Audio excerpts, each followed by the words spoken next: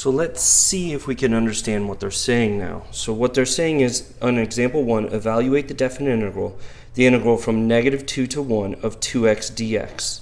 Okay, so what are we asking? We're saying find the area beneath the curve from the interval -2 to 1 of the function 2x dx. Okay, so what do we need to do? We need to start off with our process just as we did last time. Let's consider that we have n rectangles. We're using n, we're not specifying the number. Number 2, we wanted to find delta x. So delta x in this case would be the right endpoint, which would be a 1, minus the left endpoint, which would be a -2 all over n, the number of rectangles. So that's going to be 3 over n. That's our width right there. Okay, that's the width of each one of our rectangles. Then number 3, the idea was, let's graph this, but remember what we do is we have to find out what it is for that ith interval. So we start at the number -2, we go to n, and then what we wanted to do was add, so we start off the left-hand side and we add delta x every single time, right? So I'll put a couple of them here just so we can see what it looks like. So you would start off with -2, then it would be -2 plus 3 over n, and then we'd have to add 3 over n again, so it would be 2 copies of 3 over n, or -2 plus 6 over n. So let's think about what it is. On the first interval, it starts off with -2 plus 0 over n, and then it's -2 plus 3 over n. So that looks like your I number times 3. So this is the second rectangle. This is -2 times, or plus I minus 1 over n times 3 over n. And this is -2 plus 3i over n. So the left interval would be -2 plus 3 times I minus 1 over n. That would be the left interval, and the right interval would be -2 plus 3i over n.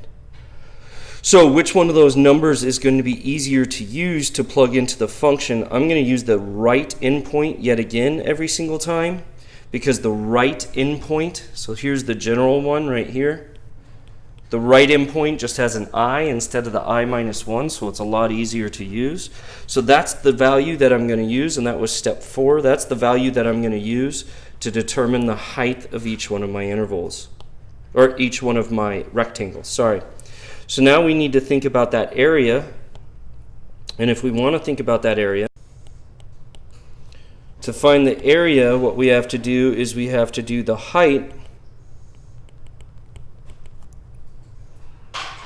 h times the width, okay, for every single one of those rectangles. Okay, so what's the height? The height is always the function value evaluated at that point, which we decided the general point was -2 plus 3i over n, times the width, which is delta x, but in this case delta x is 3 over n. We know that's what that is, right?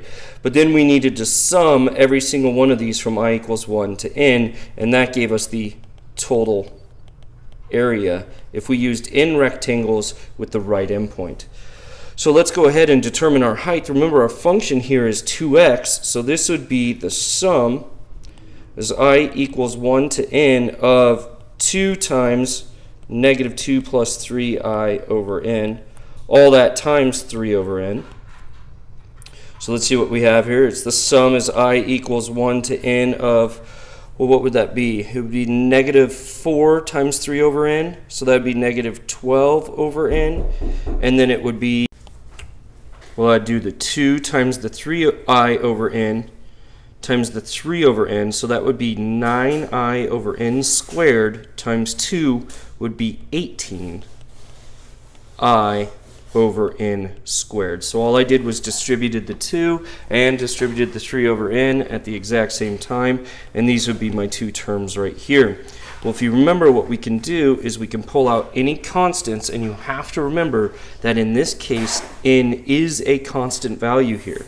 So this is the same thing. I'm going to separate it. I'm going to pull out the -12 over n times the sum of I equals 1 to n of just the number 1, right? Plus 18 over n squared times the sum from I equals 1 to n of I. So now that we have this, we're able to go ahead and substitute in our formulas from the previous chapter, again, or previous section. I hope you have those either A, memorized, or B, written on the note card if you're allowed the note card. So the sum of the first numbers is the constant times n. So in this case, it's 1 times n, which is just n. So then we look at the formula for the sum of I, and that was equal to n times n plus 1 all over 2. So what are we sitting at? Let me come here over to the right so I have a little bit more room. I have negative 12 over n times what that summation was, which was n. So those n's are going to simplify, but I'll do that in a second. And then I had 18 over n squared times what that summation was equal to, which was n times n plus 1 all over 2. And so let's see what simplification we can do. Well, the 18 and the 2 are going to simplify into a 1 and a 9. The n's are going to simplify, and then an n squared and an n can simplify. So it seems to me we're left with negative 12 on the first one, and then we have plus, and I'm just going to distribute that 9. So we're going to have 9n plus 9 all over n. So that's the sum, the estimated area, using n rectangles in the right endpoints right there. So that's the total area as an estimate, right? But we want it to get exact, so what we need to do is take the limit as n goes to infinity of that value. So the negative 12 plus 9n minus 9 all over n. And so when I do that, what I look at is the limit of a constant is a constant. So that's going to give us our negative 12 for the first one. And for the second one, this is balanced. So this one goes to the constant negative 12. This one's balanced, so it's going to go to the ratio of the leading coefficients. So it's going to go to the number 9. So this would go to negative 12 plus 9. And when we do that, we get an answer of negative 3. So let's think about that real quick. What did I just do? We evaluated a definite integral from negative 2 to 1 of 2x with respect to x. We just found the area, but the area was negative. How can an area be negative? Well, if you look down further on the page, what they're doing is they're showing you it's okay for a definite integral to be negative. It is okay for area to be negative.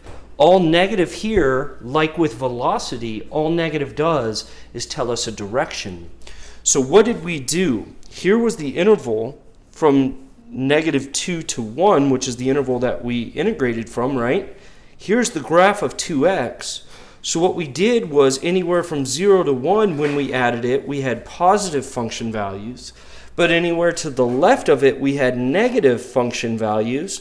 So our heights here, our areas here, would be negative. Not meaning that it is, it's not like trying to be a psychedelic concept here. All negative means is it's below the x-axis, right?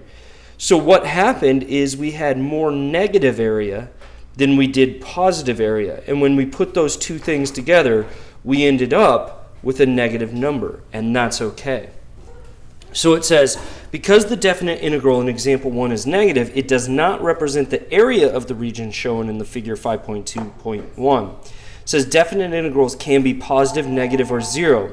For a definite integral to be interpreted as area, the function f must be continuous and non-negative, as stated in the next theorem. So essentially what we're saying here is, for the formal definition of area, your answer has to be positive. With definite integrals, when we integrate, we're going to get quote-unquote negative area and quote-unquote positive area. So if we wanted the total area, the real area, what we would have had to do is integrate this first part that's below the axis. Let's say the answer was negative 5. I have no idea what it is, but you would take that number, whatever that is, if it was negative 5, and you would make it positive. So you would change that to a positive 5. Then you would integrate this area over here. Let's say it's a positive 2. And then you would add those two numbers together, and that would give you the real defined area of the two. Okay?